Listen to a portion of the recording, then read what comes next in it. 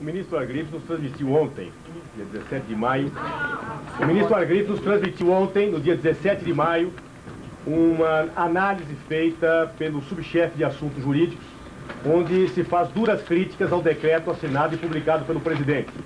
Esse decreto, esse que a ministra mencionou, e que após a assinatura do presidente ficou quase 30 dias para ser publicado pela presidência. Basicamente, a crítica central que é feita é a crítica de que, na legislação anterior, a presidência da República possuía uma reserva técnica que dava para atender, segundo está escrito aqui, situações emergentes de acordo com critérios menos rígidos.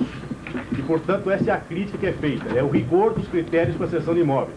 Nós sabemos que vários desses imóveis hoje são ocupados por funcionários do período Collor, conforme a imprensa tem denunciando. E justamente na reserva da presidência, a maior parte desses funcionários estão lá. Por isso que o decreto impôs critérios rígidos, e são esses critérios que são criticados.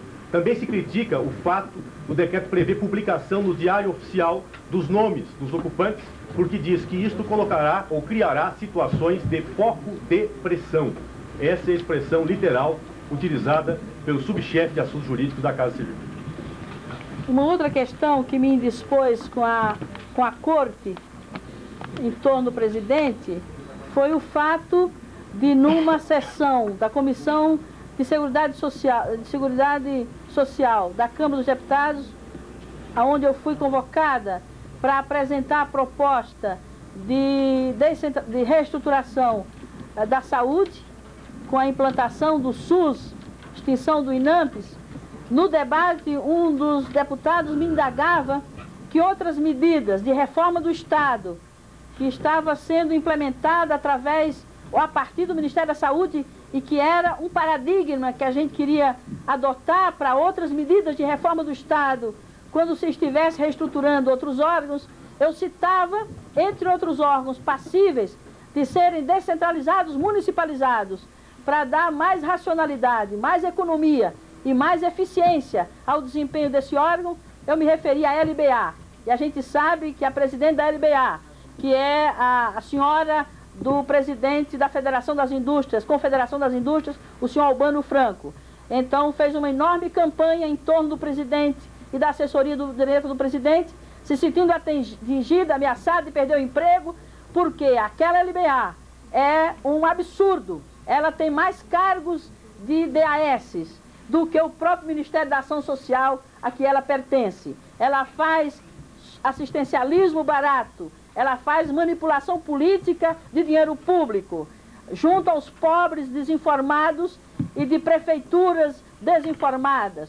Eu não estava, até porque não tinha delegação para isso, dizendo que eu ia descentralizar a LBA. Mas se o presidente, em algum momento, me atribuísse a tarefa, como ele me fez em relação à saúde, em relação à LBA, até porque eu entendo do ramo, que eu sou assistente social, trabalhei em órgãos de assistência social a minha vida toda e tenho suficientemente clareza de que aquele órgão é uma sangria de recursos públicos e é um cabide de emprego, de cargos de confiança absolutamente dispensáveis para a prestação de assistência pública, perfeitamente possível de ser feita de forma mais eficaz, mais econômica, pelas prefeituras, pelos governos estaduais, pelas entidades recebendo diretamente esses recursos, e isso deve ter incomodado muito as pessoas que estão e que influenciam o presidente da República.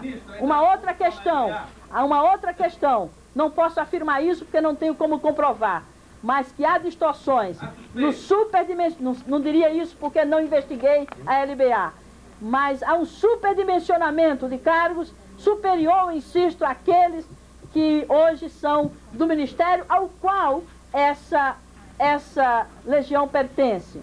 Por outro lado, eu queria chamar a atenção um outro caso. Passavam para 200 e logo em seguida vieram outros órgãos querendo a mesma coisa. E com isso havia a quebra de um compromisso do presidente comigo, que era de não alterarmos a estrutura de salário daquelas categorias enquanto não se atingisse os 160% para todos os servidores que ainda estavam com 80%. E enquanto nós encaminhássemos a elaboração de um plano de cargos e carreira para resolver definitivamente a questão da isonomia para os três poderes e também no âmbito interno do Poder Executivo. Então, todas as questões certamente desagradaram ao núcleo central de poder, habituados a agir clientelisticamente, fisiologicamente, a partir de apadrinhamentos. Então, tendo uma área que viemos também na condição, quando estivemos com o presidente, para aceitar o seu convite, que nós queríamos autonomia, independência, delegação plena naquilo que era competência nossa. E independência, inclusive, de substituir pessoas e de compor um quadro de auxiliares, daqueles que já encontramos no aparelho e aqueles que trouxemos para que pudéssemos ter segurança do ponto de vista da capacidade e do ponto de vista do compromisso dessas pessoas, para um curto espaço de tempo, a gente poder resgatar o papel dessa secretaria. Essa secretaria sempre foi um órgão que meramente fazia a tramitação de processos ou disciplinares, ou de nomeação, ou de substituição de servidores, como se fosse um grande departamento de pessoal. Nós fizemos dessa secretaria, ou procuramos fazer dela, um órgão que deveria influir na reforma do Estado, na racionalização do aparelho de Estado, na democratização desse aparelho e na moralização desse aparelho. Isso foi dose demais para quem não tem interesse com esses compromissos. Eu não estou dizendo isso que seja o presidente, mas eu disse para ele na última conversa que tivemos ainda há pouco: presidente, o senhor está sendo vítima de intrigas, e eu também estou sendo vítima de intrigas. E o senhor tome cuidado, porque aqueles atos que o senhor assina para mandar para o Congresso Nacional, o senhor tome cuidado, porque eles podem trazer sérias responsabilidades e implicações para o senhor enquanto chefe maior da nação. Ele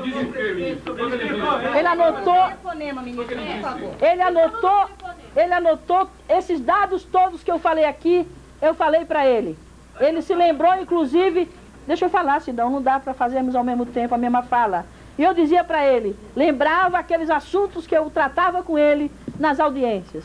E ele dizia, nos despachos, ele dizia, e eu prontamente atendi a senhora. Eu dizia, sim, é verdade, só que ao passar para o ministro da Casa Civil ou para outro ministro mais próximo do senhor, era esbarrado, era barrado, era engavetado e havia uma enorme má-fé em relação às iniciativas que a gente encaminhava. A senhora acha que o governo rompeu o compromisso com a ética e a senhora acha... O compromisso com a ética... O governo está na mão da direita? O governo assume agora uma cara de direita. É a cara de Argrives e do Eliseu Rezende.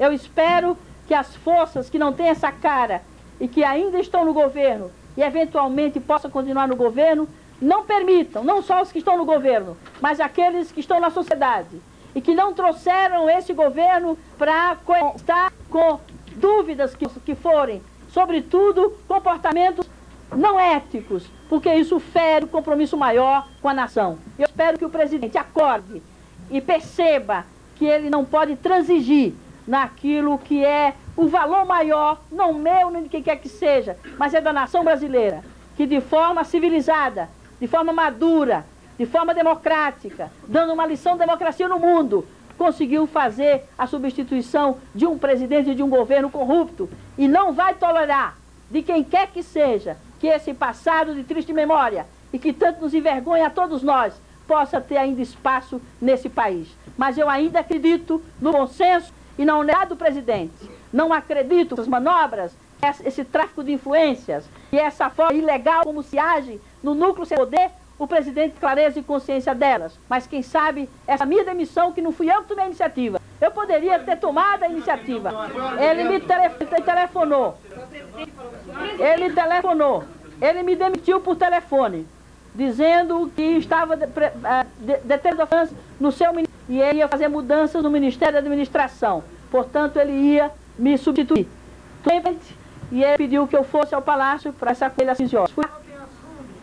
E ele não deu outro argumento senão esse, de que ele ia fazer uma mudança ministerial. Havia tido situações de administrar em relação a mim, dizendo que a toda hora tinha que indagar, se posicionar, perguntar pela imprensa determinadas coisas. Eu disse: presidente, eu não sou responsável por tudo aquilo que se diz, seja por que fonte for, e o senhor poderia perfeitamente ter conversado comigo.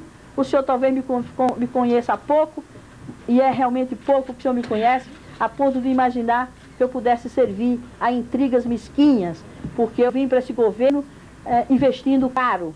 Eu investi, inclusive, num problema com o meu partido. E me arrependo de ter vindo, porque eu entendo que o país precisava da ajuda de todos nós. E eu me sentia corresponsável por esse governo, já que eu tinha participado ativamente, como então prefeito de São Paulo, como militante do Partido dos Trabalhadores. Eu fui às ruas e participei de todos os atos pela ética na política nesse país. Portanto, ninguém mais que eu, ou tanto quanto eu, podia ter o grau de consciência da nossa responsabilidade, buscando que esse governo desse certo.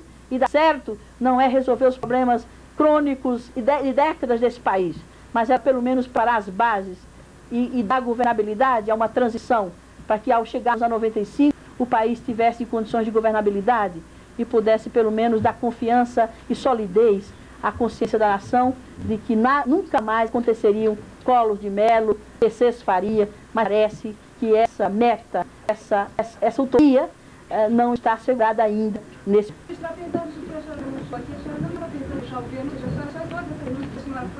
Eu sou daqueles que luta por aquilo em que eu acredito. Eu não transigi minimamente em relação... E tudo aquilo que eu encaminhei, se não apliquei, foi por tempos que não me deram. Mas todos eu apliquei. O decreto regulamentando os imóveis está... Inclusive, estive outro dia com um dos conselheiros do Tribunal de Contas da União e ele elogiou o decreto e disse que era um instrumento que ia contribuir bastante para o gerenciamento desse patrimônio público. A questão do Ministério da Saúde, nós conseguimos contribuir, encaminhando ao Congresso projetos e medidas que vão fazer avançar não só a área da saúde do Brasil, mas uma perspectiva de reforma do Estado.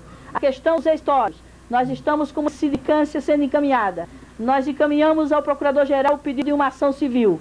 Portanto, eu não posso dizer que eu fiquei um dia sequer transigindo com o que quer que fosse. E eu tinha esperança e confiava na minha garra de lutar por essas coisas, no meu pessoal, e exatamente por essa garra e por essa determinação é que nós não tivemos que transigir. Porque se tivéssemos que transigir, nós não estaríamos aqui há muito tempo. Alguns dias atrás, quando da denúncia ao ministro, eu tive realmente muita vontade de ter deixado o governo por aquilo.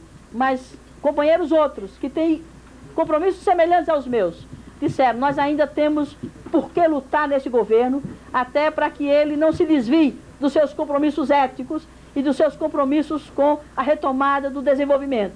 Por isso ficamos até hoje. E iríamos ficar até o dia em que pudéssemos ter transparência, liberdade e vontade de vir a vocês e dizer todas essas coisas que estamos dizendo hoje, até porque não tivemos em nenhum momento que transigir. Porque no momento que tivéssemos de transigir, nós não ficaríamos um minuto sequer nesse governo. E lamentamos que aquilo que encaminhamos, com muito trabalho, com muita dedicação, com muito empenho, e aqui quero estender isso aos meus companheiros que estão aqui na casa, que eu encontrei aqui, que vão ficar aqui e que vão ficar depois. Eu quero dizer do quanto eu contei com eles e desses companheiros que vieram de São Paulo. E aqui o nosso presidente da ENAP, nós estamos aí inclusive com a programação da ENAP que está em curso. No mês de maio, por convênios que fizemos com os secretários de administração dos estados, nós estávamos com uma meta de treinar mais de 5.000 servidores públicos no país, quando em 92 o país só treinou, através da ENAP, nada mais do que 4 e poucos mil servidores. Em um mês, nós iríamos treinar 5.200 servidores. E até se completar um ano do nosso trabalho, nós teríamos treinado nada menos do que 80.000 servidores que passariam a ser multiplicadores de treinamento e de formação do pessoal em todo o país. E estamos contando com a compreensão, com o apoio, com a confiança dos servidores todos do Serviço Público Federal. Por quê? Porque nós nos aliamos a eles na defesa de uma política que não contivesse arroxo. Nós não admitimos, não aceitamos políticas de arroxo, porque os dados econômicos e financeiros, e nós sabemos ler esses números. Em outros tempos, secretários de Tesouro, secretários de Fazenda, poderiam enganar esse ou aquele ministro porque não tinham pessoas que não queriam ou não eram capazes de de fazer leitura de números. Nós sabemos, nós temos especialistas na área de economia e de finanças nesta equipe, que demonstra que o governo em abril pagou 21 trilhões de cruzeiros de juros da dívida interna e externa. Representa 800 milhões de dólares, enquanto em abril apenas 38 trilhões de cruzeiros foram destinados a pagar servidor público. É a mesma política do Collor, é a mesma política do Sarney, que sacrifica servidores. E sacrificar servidores é sacrificar o povo. Servidor mal pago, servidor desvalorizado, servidor desrespeitado. É reproduzir na relação com a população a insatisfação, a frustração e o desgosto de não ser respeitado como trabalhadores. Quando nós propusemos uma política salarial de reposição de perdas, pelo menos do período, em relação à inflação, nós estávamos com as vistas na população. A partir dessa política, nós tínhamos mais condições de dirigir os servidores, melhor trabalho e serviço de melhor qualidade à nossa população. Eu quero agradecer a presença aqui do meu companheiro José Cicotte, deputado federal. Me conhece nos cárceres e nos impedia de nos organizarmos com liberdade. Nós estamos aqui graças à luta do povo, gozando de liberdade e de possibilidade de falar livremente aquilo que a gente pensa. E é em nome desses valores, que, em relação aos quais muitos deram a vida, que nós estamos e estaremos onde esses valores estiverem ameaçados. Ministra, quantas alegações que o ministro Henrique Agrippa teria para pedir a demissão da senhora ao presidente Itamar? Seria justamente essa questão dos salários militares, a senhora estaria insuflando os militares contra o governo. Como é que esse assunto veio à conversa do presidente? Como é que a senhora viu esse... Eu acho um desrespeito às Forças Armadas.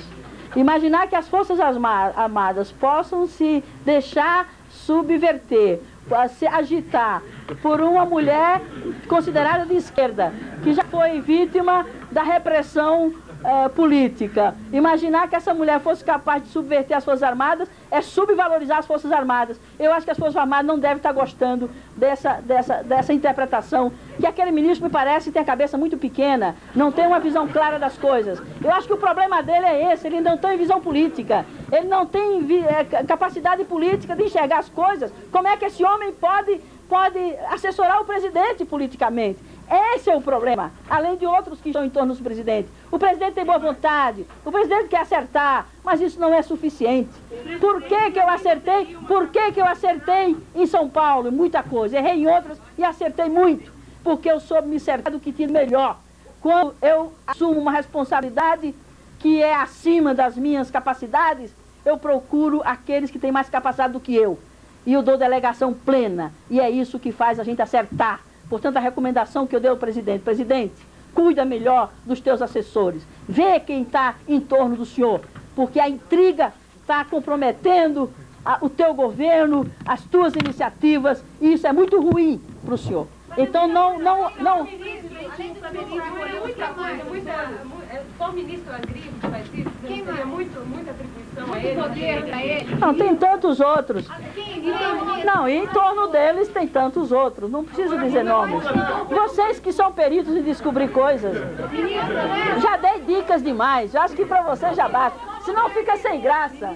Então o presidente não saberia escolher os assessores dele, já que um deles é dessa forma? Pelo menos esses que ele escolheu me parece que não são os melhores.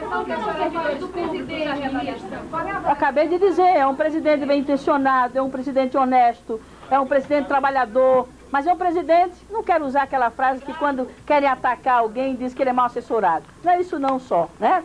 Quer dizer, mas, não estou dizendo que ele é fraco.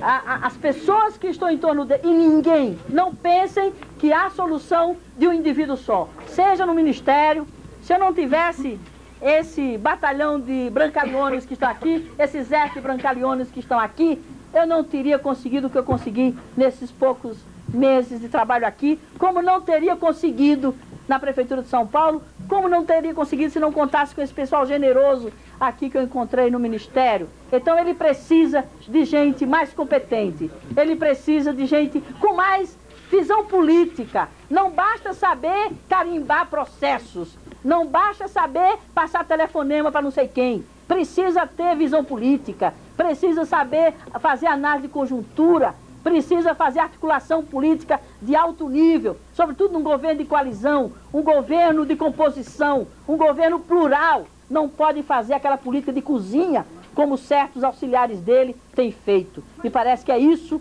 que está trazendo o maior problema para o presidente. Agradeço também a presença de outros companheiros que estão aqui. O Guxiquem, o nosso deputado, o Lorival Freitas. E não tem nada a ver uma coisa com a outra. Eu vou me acertar ou não com o PT a partir de outras regras, de outros momentos. Não tem nada a ver uma coisa com a outra. Ministra, a senhora não achou um desrespeito a senhora ter sido demitida pelo telefone e não pessoalmente? Eu faria diferente, mas se foi assim, o presidente achou melhor assim. Então, é bom perguntar a ele por que ele fez assim. O partido estava certo, ministra? Hein? Não queria que a senhora viesse? Não, eu estava certa de vir.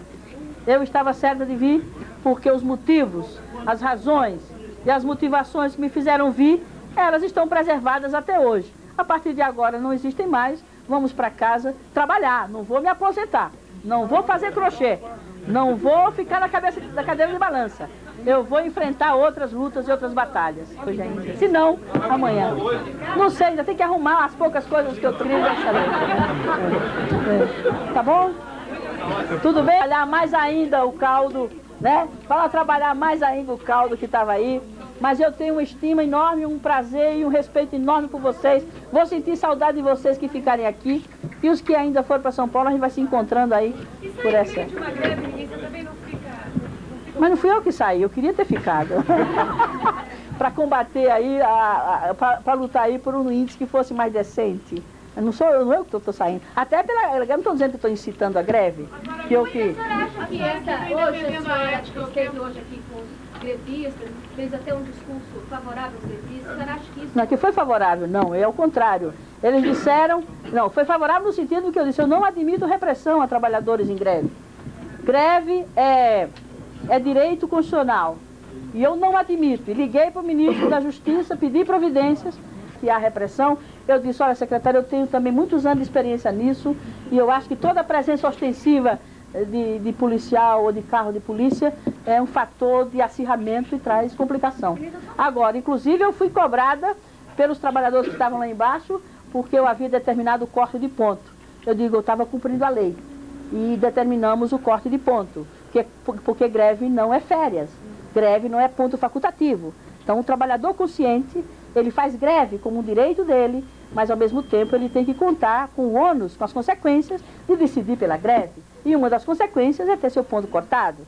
Isso pode ser objeto de negociação na mesa posterior no final da greve. Reajuste de salário que o governo tem dado desde 92 e também em 93 não tem contribuído para o aumento do déficit público, porque tem ficado abaixo da receita. A receita tem ficado sendo e os índices de reajuste não têm sido fator de crescimento do déficit público. Logo, o que está fazendo crescer a inflação e o déficit público é pagamento de 21 trilhões de cruzeiros só no mês, de juros, de uma dívida que o povo brasileiro não fez.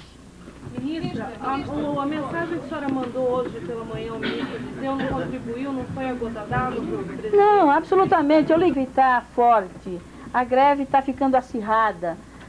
O senhor não acha importante promover uma reunião interministerial? Reiterei a necessidade de se reunirem os ministros para poder, pelo menos, abrir negociação com os trabalhadores. Ele me disse que daria um retorno depois, porque iria conversar com o presidente, e ele me deu uma resposta ao meio-dia lá do gabinete do presidente, dizendo que o presidente entendia que fazer reunião de interministros podia trazer os problemas que trouxe na fase passada e que o próprio presidente ia decidir sobre o índice com base nos dados, nas informações que a área econômica ia levar para ele. Foi isso, não haja relação uma coisa com a outra. A manchete aí do Estadão já estava acertado, o Argrives já havia negociado minha saída. Mas o pretexto né? que o governo tem para justificar a saída da senhora é essa trombada em relação ao aumento. Não, ele não falou isso, ele disse que ia fazer mudanças no Ministério e começou por mim. E certamente Em nenhum momento estabeleceu alguma causa técnica. Não, pelo menos ele não colocou. Qual era o estado emocional do presidente quando conversou com a senhora? Ele estava Não, tenso, estava triste? Como é que É difícil a gente avaliar o sentimento das pessoas, né? Melhor que ele mesmo diga como ele se sentia. Eu sei quando eu me sentia. Eu me sentia tranquila, em paz, né? Decepcionada, mas em paz. Por quanto tempo vocês conversaram? Ah, não durou muito, não tinha por que durar muito. Não, uns 10 minutos. 10 minutos. Hã? Hein? Não, olha, eu tô já calejada. Depois que entra na política, enfrenta mil coisas, a gente se estrutura interiormente, psicologicamente. Eu estou muito bem, vamos para casa e vamos até que chegue outra luta.